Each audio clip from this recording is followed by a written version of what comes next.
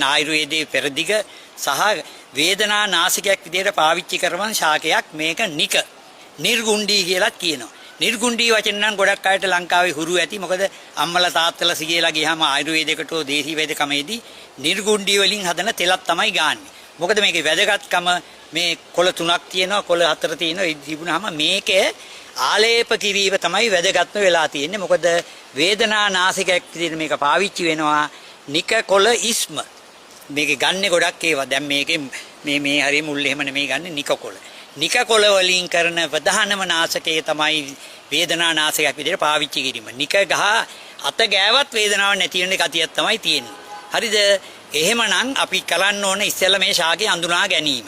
මේක කුඩා දරුවෝ ගෙවල් වල බලනකොට අපි ඉල්ලා හිටිනවා නික ගහක් වත්තේ වවා ගන්න. එහෙම කියන්නේ මොකද? මේක ඕන කෙනෙක්ගේ වේදනාව නැති කරන නිසා.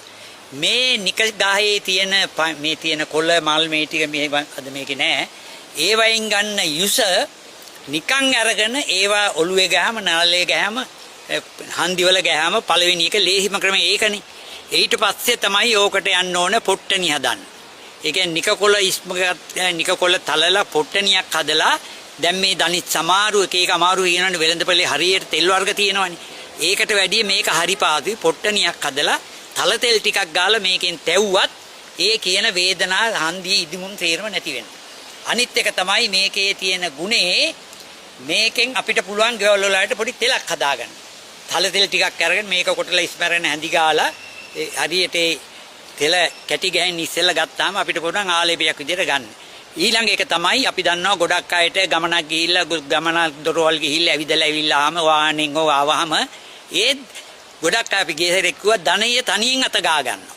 අපි කියනවා ඒ වෙලාවට ගෙදර හදලා තිබුණොත් මේ නිකකොළ ඉස්ම ටිකක් හරි පොට්ටනියක් ඒකෙන් පොඩ්ඩක් තවන්න. එතකොට ගොඩාක් තැන්වල වෙළඳපළට හෝ වෛද්‍යවරු හම්බෙන්න යන්න ඕන. ඒකෙන් ගුණයක් එනවා.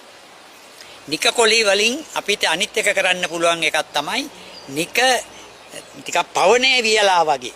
ඒ කියන්නේ කර වෙන්න නෙවෙයි. හුළඟේ වේලලා මේක අපිට පුළුවන් නිකන් කුඩු කරලා තියාගන්න. දැන් ඔය තේකොළ අපි ගන්න ඒ වගේ කුඩු කරලා තියාගත්තාම තේනි දෙකක් විතර නටන වතුර දාලා බොන්න පුළුවන්. ඒ බීමෙන් අපිට කියනවා මේ ත්‍රිදෝෂම විශේෂයෙන් වාතයේ සමනය වෙනවා. වේදනාවට සම්බන්ධයි ආයුර්වේද වචනේ තමයි වාතය. ඒක වාත සමන ක්‍රියා මේකෙන් සිද්ධ වෙනවා ගොඩාක් දුරට. නික ගහේ අනික් කොටස් ටික අරගෙන අපි ගුවනේ තෙලක් හදන්න බෝල එහෙම නැත්නම් පොට්ටනියක් හදනවා. ඊළඟට මේ කොළ අපි දන්නවා සයිනස්. මිනිසුන්ගේ තියෙනවනේ නායේ බ්ලොක් කියනවා නලල බ්ලොක් කියනවා පීනස ගොඩක් කිව්වහම මේ නිකකොළ ඉස්ම තමයි මිනිසාගේ ශ්වසනාබාධ. නායේ බ්ලොක් වීම එකට මේකේ තියෙන යුස අරගෙන පොඩ්ඩක් ඔන්න තම්බල කගුරු උගුර හොදනවා. උගුරේ හේදුවා මොකද වෙන්නේ? සෙම අට ගැනීම සහ පිටවීම ක්‍රමවත් වෙනවා. ඒකෙන් අපි කියමු දැන් මේ විශාල වෛරස් උණක් පිළිබඳ තියෙන කොරෝනා ගැන ආරම්භයේදී ඒ අයට අපි කියනවා ගෙවල් වල නිකකොළ ඉස්ම ටිකක් ඉඳලා හිටලා තේ හැන්දක් වගේ ගත්තාම අර සෙම රැඳිලා ඉන්න එක අයින් කරනවා.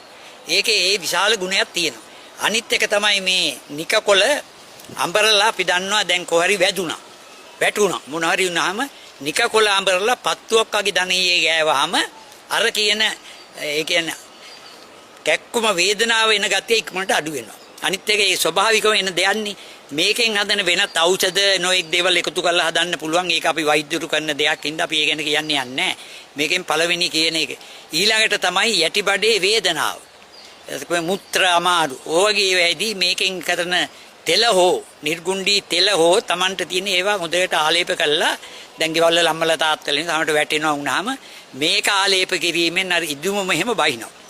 බයලා විතරක් නෙමෙයි ඒකෙන් ඉදිරියට දවස් 3-4ක් ගන්නකොට රෝගේ සුවීමේ ගුණයක් එනවා.